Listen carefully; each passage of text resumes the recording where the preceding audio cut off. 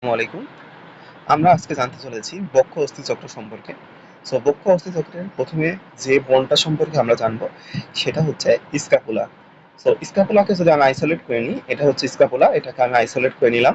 এটাকে আইসোলেট করে নিলে আমরা দেখতে পাবো এটার পশ্চাৎতল যেটা আছে, পশ্চাৎতলটাকে দেখতে পাবো।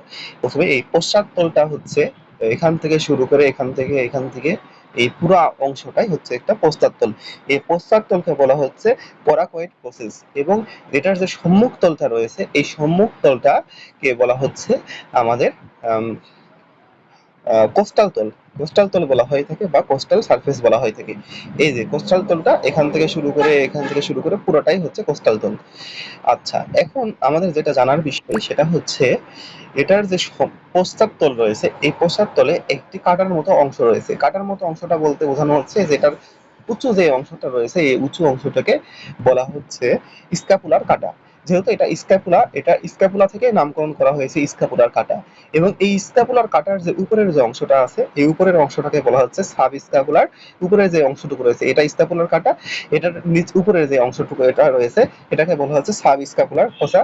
এবং নিচের যে অংশটুকু আছে, এই নিচের অংশটুকু বলা হচ্ছে ইনফ্রা স্পাইনাস ফসা। এটাকে বলা হচ্ছে ইনফ্রা স্পাইনাস ফসা। নিচের যে অংশটুকু রয়েছে এই পুরোটাকে বলা হচ্ছে ইনফ্রা স্পাইনাস ফসা। এবং এখানে সবচাইতে গুরুত্বপূর্ণ যে জিনিসটা হচ্ছে স্ক্যাপুলার, সেটা হচ্ছে গিগনয়েড গহ্বর বা গিগনয়েড ক্যাভিটি। এই যে এই অংশটুকু হচ্ছে গিগনয়েড ক্যাভিটি বা গিগনয়েড গহ্বর। এই যে এই অংশটুকু হচ্ছে গিগনয়েড গহ্বর। এই গিগনয়েড গহ্বরের সাথে আমাদের হিউমারাসের যে মস্তকটা রয়েছে, হিউমারাসের মস্তক আটকানো থাকে। সেই জন্য এটা সবচাইতে গুরুত্বপূর্ণ অংশ। আর আরেকটা জিনিস রয়েছে সেটা হচ্ছে ক্যাভিকলের সাথে যুক্ত হয়। এটা হচ্ছে অ্যাক্রোমিয়াল অ্যাক্রোমিয়াল প্রসেস। এই অ্যাক্রোমিয়াল প্রসেসটার সাথে ক্যাভিকল যুক্ত হয়ে থাকে। এই যে এই অংশটুকুর সাথে ক্যাভিকল যুক্ত হয়ে থাকে।